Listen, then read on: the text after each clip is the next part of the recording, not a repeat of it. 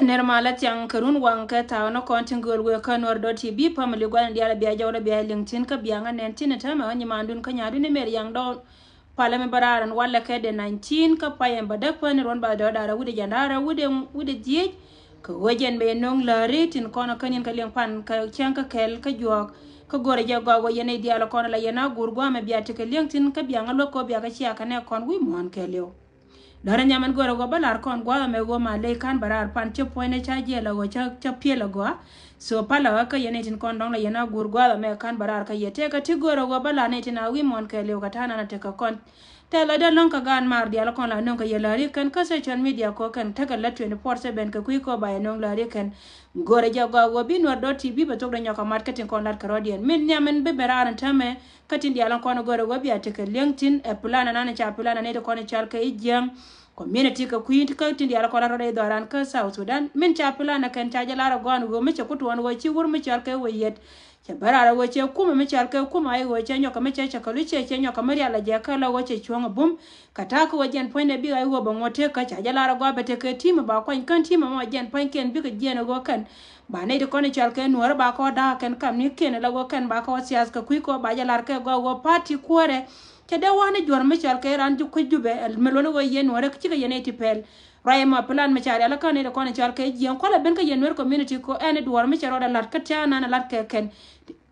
nyen ken dia la kon lat ka ken sorry ke la ka bagrar ke politique munu go la gore je go bine dia be ka te ka LinkedIn yena ba wakang na che ba ya waga kane titin kon ko la chali jian wur me chal ka yo yet men chen na me cha jala da kel mo go ne je go bi kum me chal ka dung party dar me chal kuma party ay go bete chunga ramichie ka yet che ram kel me che ka wur me chal ka par ko na chiro de je ko wajen point de cha ja post che jen point de cha kore me dane la ka kel che gor go be jo wo kore wo yet che wo no kore gar ma char kore dung do jen ka be ni kuma ko wajen point be netin ko ne chal ka je ay go bi ko bom gwan te ka tin e jo me awe ka yenetin kon dom bia gwa me bia je leng che bia titi bia ka leng gwa wo ka be no wo kan point ken tara da ka pin lar ka je gwa kan teme wajen gor ka je wajen bana ka lunga mana ka je no ko jen ba lar ka gwan go yen wori chiga yene tipel ko la yendor la to ka jen bia kam ne ko ken teme cha jo go lar ka je kuma kam ga je wo yet ko go jen ngai kan go cha wo yet cha jo wo ko go kan o yero da mat ka gor ken do ma ba da ni kuma ai go ken jo me ko wo ka yene tin ko ne char ka ji ai go chi yene tin ko no guri na ai go party en go men no yene cha de longa me de wo ko ran dun ka jen ku ka mi she ka wona me lat ka wur me char ka wo yet a jen bom na ko la bom ai go dara go apu jen go yen bia chonkel ka party dun chet ka min chi na go bia jo gor ka tin dia la kon lat ka rodien ka ke ko go ken pan ken gor ka na do ma ba da ni party ai go me la ja wan ka ken karama ba rama na ken ba nang rei mi charo da mat ka jen point ba wonyo ko mi yor ja pinya ni gor ko jen ba party ba da ken jo me jen na be ka ngara ka min nya ma gor go jen ke mo yena wo ngai en go jen na mo te tin ngai jo go wori dun to ngana ken chia to chia jenen gwana nte yentin morana woja ko jen poinde beje jako roi mi che ko no beje tiama bijien ka party du ka ku ko jen poinde cha ja larji ka wur mi chal ka wo yen metero kor mi chal go gore je bi party du ba ko tetin no mo bi ko ngai go til bile lon ka lani gwana ntitin gar ma char ja ka se jen plan yen char ala ka ken kanai de ko nen chal ka ijien chet ka men cha ja len ka ka an go jen cha ja larji wo mo na ken go wur mi chal ka re ma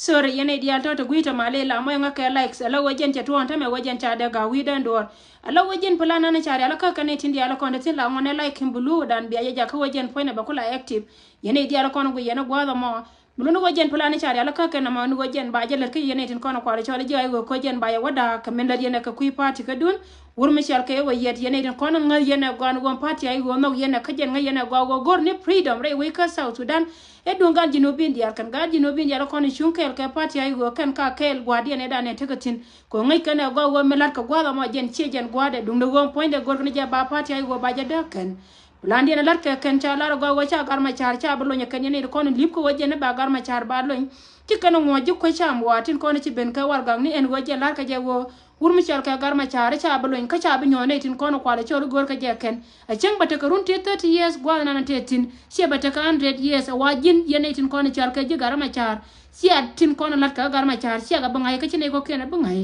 jen plan char ya kana ma wurmi char ka yer ma sabe ne kana Salva Kiir ma ya dit kon dia tone le te ka ma bana gui ka kui ko lip kon ne te ka war gang ma bala de jiko cham wa roi jiko cham wa cha yari jaga ken chit ka me ngai kon dia la go woni de kono kwa le chode ji gar kana African Union chit mina na tore wi ka South Sudan ne de pel per ngai ka je kanen go tanken kan dia ko lat karodian kan e business mi tore wi dum do gojen point war gaga mo eda ne lip kon ne jen cha yala gojen cha re ma char cha bulu ne ko ne char ka ji we Ryan dong dia na banyo ka malara kon ba anini atin kon lat ke kan ka kui pula na dien chet ka me chi aje len ka tane na dia la kon chi roi ka gojen lar ka je gon go jen changa dan cha ka jo go jen chire che ba bogre we dan ka South Sudan go ne dia la kon bo kana da kentin mulu go jen chi aje ngai go go chire che bo pan ka mandang yen itin kon la yena di won go jen pan ke ne chi to en go jen ge igale mot ke ka me cha roi mo cha len kan til mi roi ne cha len ka ne ti she ka ne ti mot ka ma bo kana da ken ci jaw ce ben kan ne te kon de cha moy ka bodo go te karam ken ma ci yede che long ron wane re do aran kamande ma lay mi di de long cha ka barar kon no do ti bi lor ne ne tin kon ci gadien ci randi na mo ci jen gwa na na te tin lor ne ka ma lay kon ma la te kel ka yeke ne dia na kon nya ka ne ka ba bu ko ba ka lu ka ba ka gang be yeken ba ka gwa na te ka tin no go ri che bok pan kamande ang ramedi u je wo je ne cha roi ne tin kon cha la ju ko cham wa cha je linga ne tin kon cha ka kuma Salva Kiir ma yadi kuma Salva Kiir ma yadi te la mal ma gore jeni sia chonen kan ne ka dial bakarar ka lar ka je joj jawna lar ka wurmi chal ka kol ma nyang juk ajen jawna ndera me ngai ngo de te ka leng tin tin dial ko lar ka kan ko ne je ka muktab Salva Kiir ma yadi ko ngai kon dial ga wo jara mala advisor de min dit men gurna ne chal ka kol ma nyang juk tin dial ko la da ka ken was ken yene de ko te ka dio wana te yen tin dio yene go inji no ba Sudan te ka mal tela o mal mite ka mili bu wana na tin ka kuima la ka South Sudan mal cha yede Salva Kiir ma yadi kana ne ka jena na kula te ka kan dial ko lar ka jiko cham waten kono kom kana da ken en gojen panke ne chika bok ne me ken na la ya gon gojen ri jen jatin en gojen ngoda ka mete bok gwani diala kono tekatin ka jena plan die ne go ken gor ka ne je puje wo me chala te ka gwa me china chika tiamtin bari ba yin jakatin ka bana ba ka boken min dong dien mata ka dor me chal ka Equatorial State kon dial kono tin kono to gwa ga mo chi ne de kono re we ka Juba South Sudan ba ya la lar mo gwan go jin mitire do pye tire do ar ka South Sudan en go jen te ka gwa mo gore yedir wotin diro do yal gwana na witin gore je go jen yene de kono chal ka mana gan chi ne de kono tiek choken de yen Juba de ja ban pin ala lar ka yero mi she ka wona ka biaje ku yela go dong che jen gwa da Juba de ban pin ko go jen point de re we ka South Sudan nan tama taro ito da na kan jika kar hodi na kono tetin la nin ka kamita ka gaga ka war gwa ne ken dia tin kono tegatin yene tin kono chal ka icha da kono re we gwa da mo mite ka do me de we ka jiga Kampala shirka ne dia ran kontin jel de rodon yor ka jen gwa dum ti de me ka won teme tin kono lat ka kare do gwa da mo panken ken ne de kono chal ka ji ko ba na ba ka na ken antame che tuon go jen te ka tando no te cha bloga ken gwa ni dia ran kono jen na tin ka we tin Equatorial State mo gwa ni dia ran kono na te ka tin che men che ne go chi cha tu na ken ka wu cha ran tame da go ken panken chi ka da ko go ken cha ka joy ka do ra kare che ne ken kon te ka tin manere dum no dialtin kontin we dor me chalke itorit manene dialtin kontin we ka dor me chalke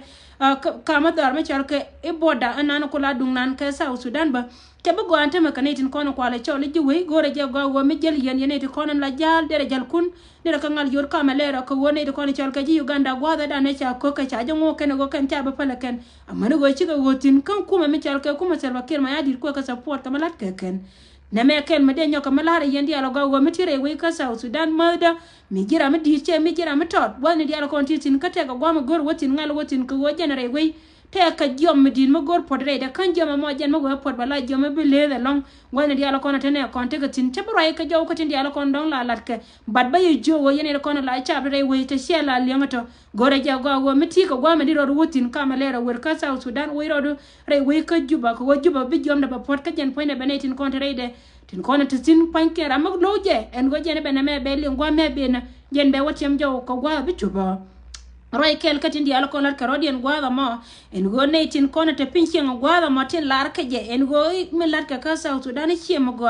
jen ba ton go kan panken biko wo gwada tin kono gor ka ken cheng chebele chom ne je lakin biko gwada kono gor ka ken mi jira ma no tewdu gore go go jen ponde bitin di altin kono lat ka ken chi bi chewdu bi go gwa ka malera kan cheng kan no konyo roye mekel malar ye yen cha biala kono te gwa maka jena la be kane rar bala roye ne ka kuidun ko jino ba Sudan chiga jika diala tin ka je en go jende mintere de da totin batte kane tiare de tichin nakan ko chiang ka jike dara go apujin go yen badere te ka liang ka tin diala kola ne ka lat chang la ka ka parbol dara go apuju go mete ka duo me de jen ka ji gwanan titin diro do wire we ka South Sudan ka de do netin kono bum choken ngira ne go go de ro lon ka ma bar ro do go de dien ka de lon ka me chobe je ba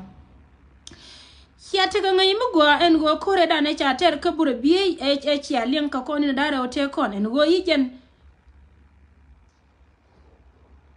sore bianga palaka chi dor ben gwa matati ne tame la wa chi power charo daga